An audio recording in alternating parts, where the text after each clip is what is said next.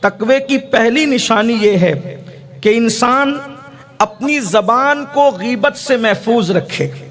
تقوی کی پہلی نشانی، آپ غور کریں، غیبت سے اپنی زبان کی حفاظت کرنا۔ آج ہم بک بک کرتے رہتے ہیں، اور سب سے زیادہ اگر کوئی گناہ اس وقت دنیا میں ہو رہا ہے وہ غیبت ہے۔ حالانکہ یہاں تک فرمایا گیا الغیبت اشد من الزنا، کہ غیبت زنا سے بھی بدتر ہے۔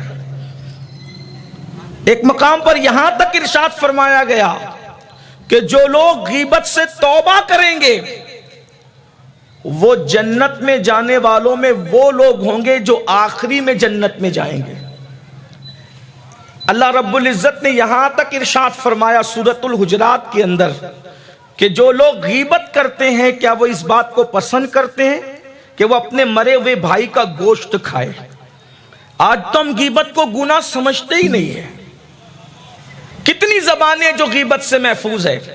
بہت سارے لوگ کہتے ہیں کہ یار میں نے عملیات کے اندر تاثیر پیدا کرنی ہے تو میں نے گوشت کھانا چھوڑ دیا۔ اچھی بات ہے، اگر آپ نے لذت نفس کا خاتمہ کرنے کی کوشش کی ہے تو بہت اچھی بات ہے، لیکن ایک چیز میں آپ سے پوچھتا ہوں، جب انسان اس بات کو پہنچ چکا ہے کہ گوشت کھانا چھوڑ کر وہ وظائف کے اندر تاثیر پیدا کر لے گا، عملیات کے اندر تاثیر پیدا کر لے گا، مجھے اس پر کوئی اعتراض نہیں، لیکن ایک بات پوچھتا ہوں، جانور کا گوشت کھانا چھوڑنے والوں، یہ تو حلال ہے، آپ نے چھوڑا ہے کمال تقوی کے لیے، کیا آپ نے اپنے مرے ہوئے بھائی کا گوشت کھانا بھی ترک کیا ہے؟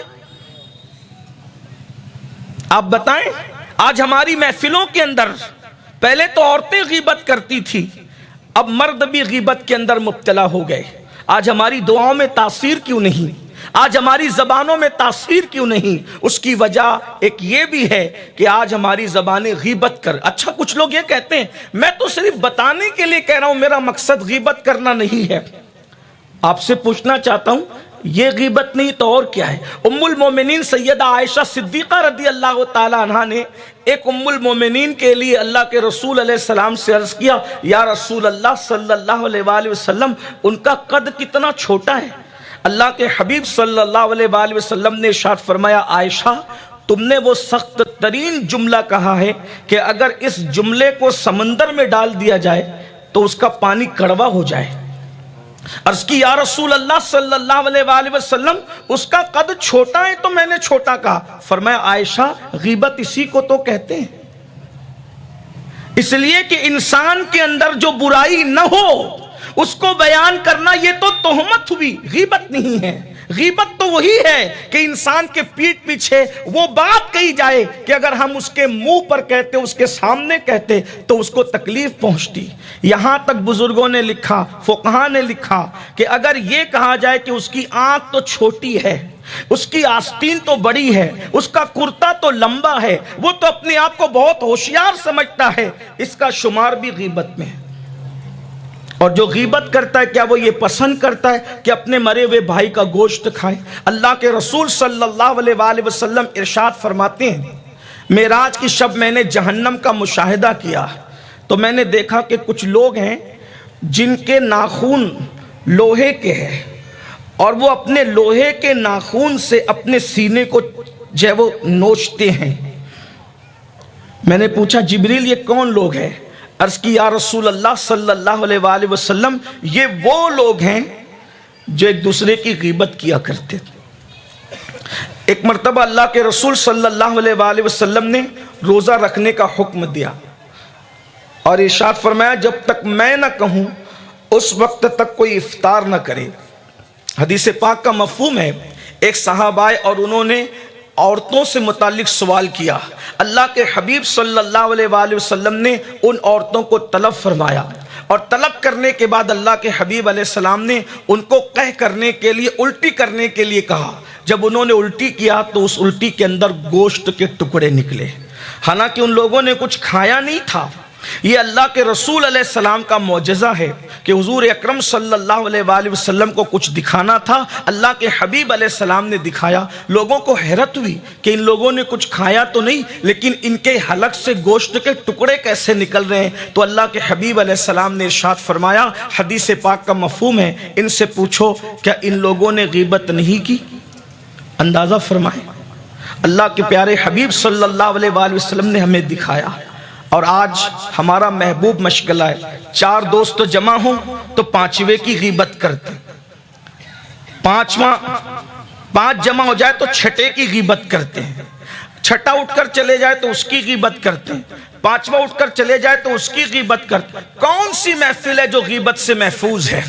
آج غیبت غیبت غیبت، بلکہ یوں کہوں شیطان نے ہمارے افکار کو اتنا اغوا کر لیا ہے کہ جو آوارہ قسم کے لوگ ہیں، جو گناہوں کے اندر مبتلا ہیں، جو برائیوں کے اندر مبتلا ہیں، ان کا حال یہ ہے کہ وہ زنا کر رہے ہیں، وہ برائیاں کر رہے ہیں، وہ فلمیں دیکھ رہے ہیں، اور ہم 5 وقت کے نمازی ہو کر ہر سال حج کو جانے والے، ہر سال عمرہ کو جانے والے، چہروں پر داڑیاں سجانے والے، ہمارا حال یہ ہو گیا کہ وہ جرائم کر کے مبتلا ہے پاپ کے اندر اور گناہوں کے اندر، اور ہم لوگ نیکیاں کر کے غیبت کر رہے ہیں۔ بلکہ یہاں تک فرمایا، غیبت کرنے والا جب کسی کی غیبت کرتا ہے تو وہ اپنی نیکیوں کو اس کے نامہ اعمال میں منتقل کرتا ہے، اور اس کے گناہوں کو وہ اپنے نامہ اعمال میں منتقل کرتا ہے۔ سیدنا امام حسن بصری رضی اللہ تبارک و تعالیٰ عنہ ارشاد فرماتے ہیں کہ اگر میں کسی کی غیبت کرتا، اگر کرتا تو اپنے ماں باپ کی غیبت کرتا۔ اس کی وجہ یہ ہے کہ جب کوئی غیبت کسی کی کرتا ہے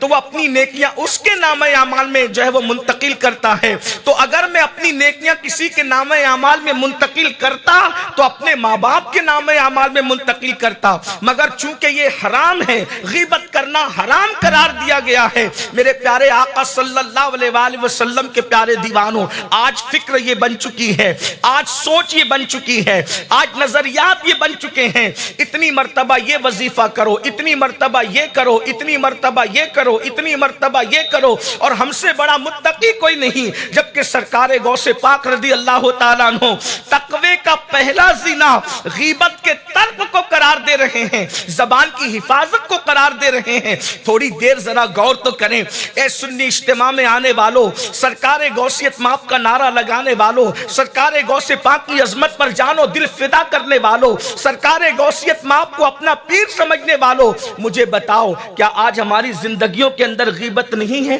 کیا آج ہماری زندگیوں کے اندر کسی کی برائی نہیں ہے؟ حد تو یہ ہے روزے میں بھی غیبت ہو رہی ہے۔ میں نے تو لوگوں کو حالت احرام میں منا، مزدلفہ اور عرفات میں بھی غیبت کرتے ہوئے دیکھا ہے۔ میرے پیارے آقا صلی اللہ علیہ وآلہ وسلم کے پیارے دیوانوں، تو تقوی کا پہلا زینہ غیبت سے بچنا، اپنی زبان کی حفاظت کرنا،